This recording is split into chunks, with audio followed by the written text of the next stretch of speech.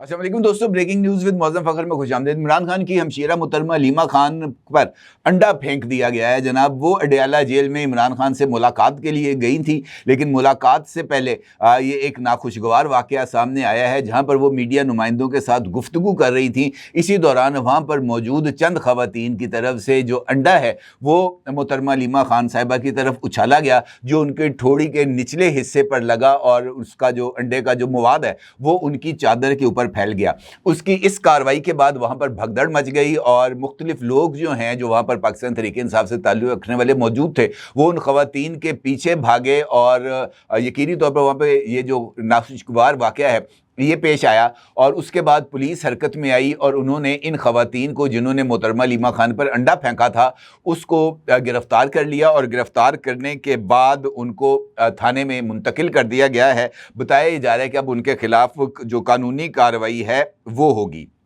अलबत्ता मामला ये है कि आज का दिन इस हवाले से बहुत ज़्यादा, मैं अगर आपसे ये कहूँ कि वो एक अजीबोगरीब किस्म की सिचुएशन में रहा, तो ये कहना भी कुछ ज़्यादा गलत नहीं होगा।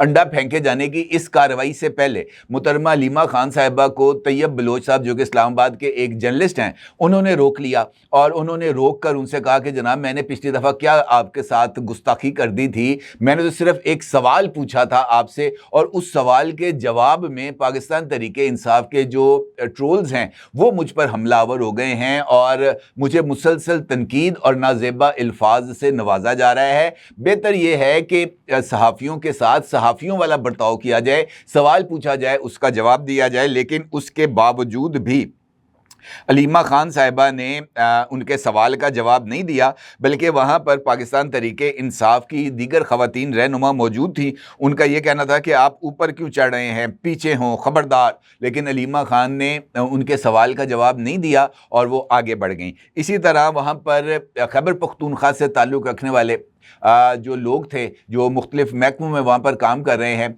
अलीमा खान की मौजूदगी में वो भी वहाँ पर आए और वहाँ पर आकर उन्होंने एहतजाज किया कि अली अमीन गंडापुर की जो हुकूमत है वो उनके साथ अच्छा सलूक नहीं कर रही। उनका ये कहना था कि गुज़िश्ता 12-13 बरसों से खैबर पख्तूनख्वा पर पाकिस्तान तहरीक इंसाफ की हुकूमत है, लेकिन वहाँ पर मिसमैनेजमेंट है। अली अमीन गंडापुर जो हैं वो अच्छे तरीके से कार्य सरकार नहीं चला रहे। इसके ऊपर भी अलीमा खान की तरफ से किसी तरह का कोई रद्द-ए-अमल नहीं दिया गया। ना ही उन्होंने कहा कि जनाब मैं इस मामले पर अली अमीन गंडापुर से बात करूँगी, ना ही उन्होंने कहा कि जनाब आपका जो भी जायज़ मुतालबात हैं उनको पूरा किया जाएगा। किसी तरह की कोई यकीन दहानी उनकी तरफ से नहीं की गई।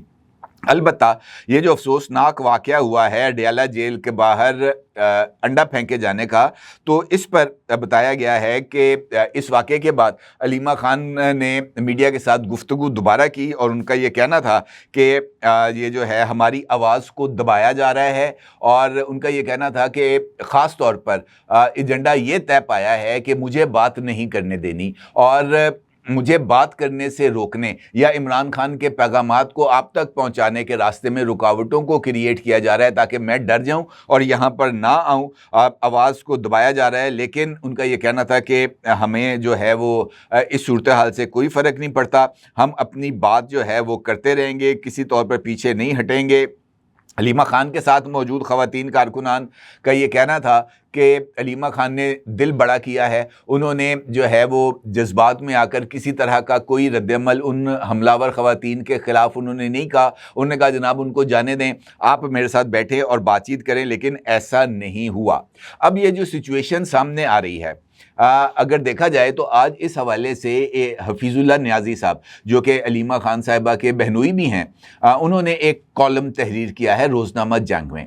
और इस कॉलम में हफीज़ुल्लाह नियाज़ी साहब ने वाज़ेह तौर पर इस बात का इजहार किया है। उनका जो कॉलम का कंटेंट है उसमें ये बात वाज़ेह होकर सामने आती है कि इमरान खान की जो मिरास है, यानी जो उनकी पार्टी है, उसका अब अमलन कंट्रोल अलीमा खान के पास चला गया है।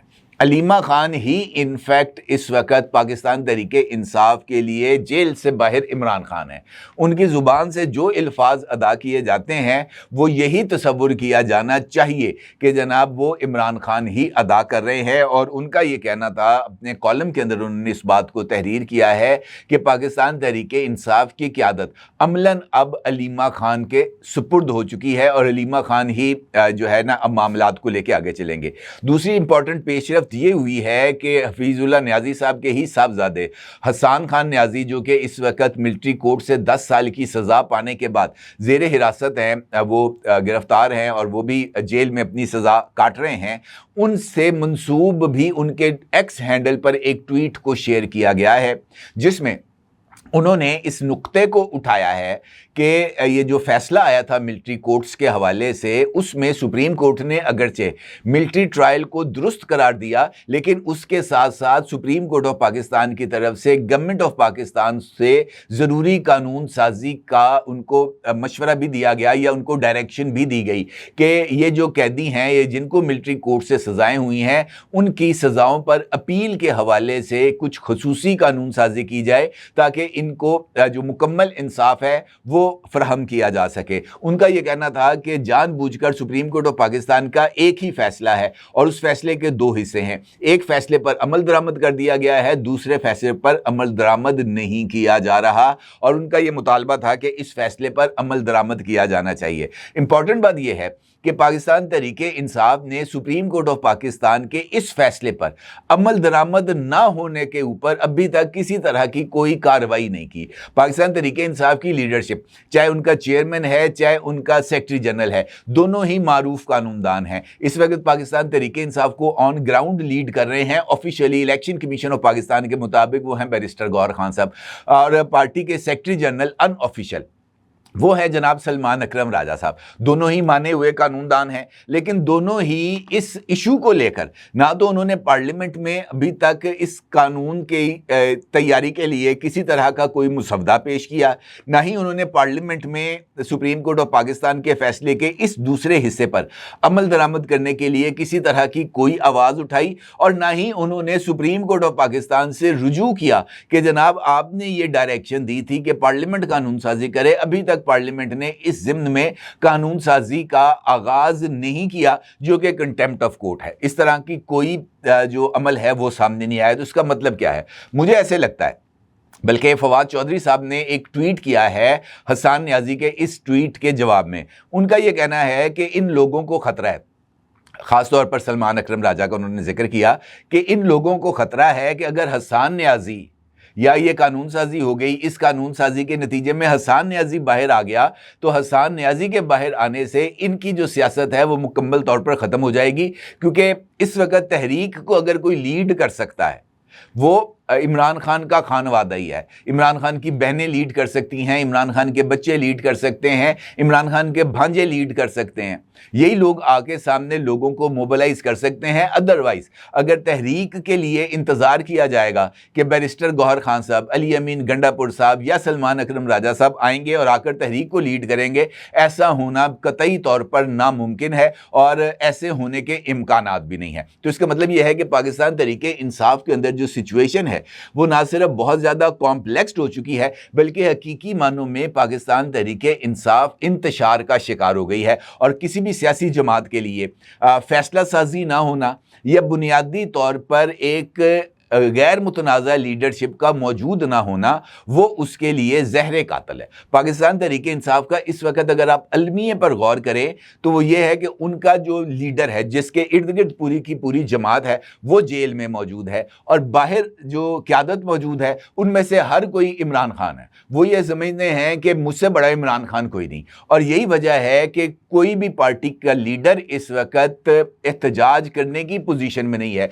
क्योंकि वो खुद अपने अंदर एक एक इमरान खान है, तो वो किसी दूसरे इमरान खान की बात सुनने के लिए तैयार नहीं है, उसकी बात को या उसके मशवरे को लेने के लिए, कबूल करने के लिए या उस पर अमल करने के लिए तैयार नहीं है। यही वजह है। मिसाल देता हूं आपको एक और, इमरान खान साहब की तरफ से ये डायरेक्शन आई पाकिस्तान तहरीक इंसाफ के लिए कि ये जो स्टैंडिंग कमेटीज हैं इनमें से आपने इस्तीफा दे देना है, स्टैंडिंग कमेटीज की चेयरमैनशिप छोड़ देनी है। इस वक्त भी पाकिस्तान तहरीक इंसाफ के 25 से जायद MNAs मौजूद हैं जिन्होंने ना तो स्टैंडिंग कमेटीज से इस्तीफा दिया है और ना ही उन्होंने चेयरमैनशिप छोड़ी है। 25 से जायद MNAs।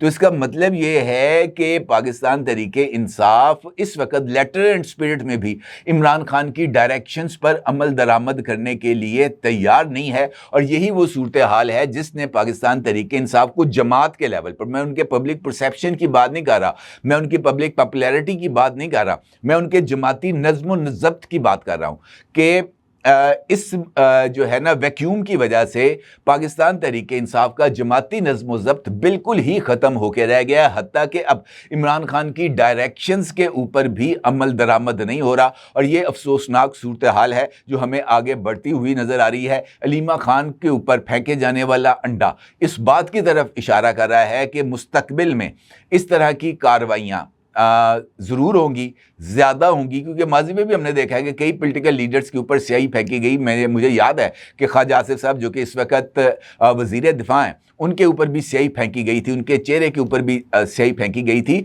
तो ये रवायात जिस तरह की पैदा की गई हैं वो रवायात अब आगे चल रहे हो। कहते हैं ना जनाब, जो आप बोएंगे वही आप काटेंगे। बदकिस्मती से आपने नफ़रत बोई है तो नफ़रत ही काटी जाएगी। और ये मेरे नज़दीक पाकिस्तान के पॉलिटिकल कल्चर के अंदर एक बहुत बड़ा अलमिया है जो कि अब सामने आ रहा है। और बेहतर ये है कि तमाम सियासी जमातें फ़राख दिली का मुजाहरा करें, वसीउल कल्बी का मुजाहरा करें।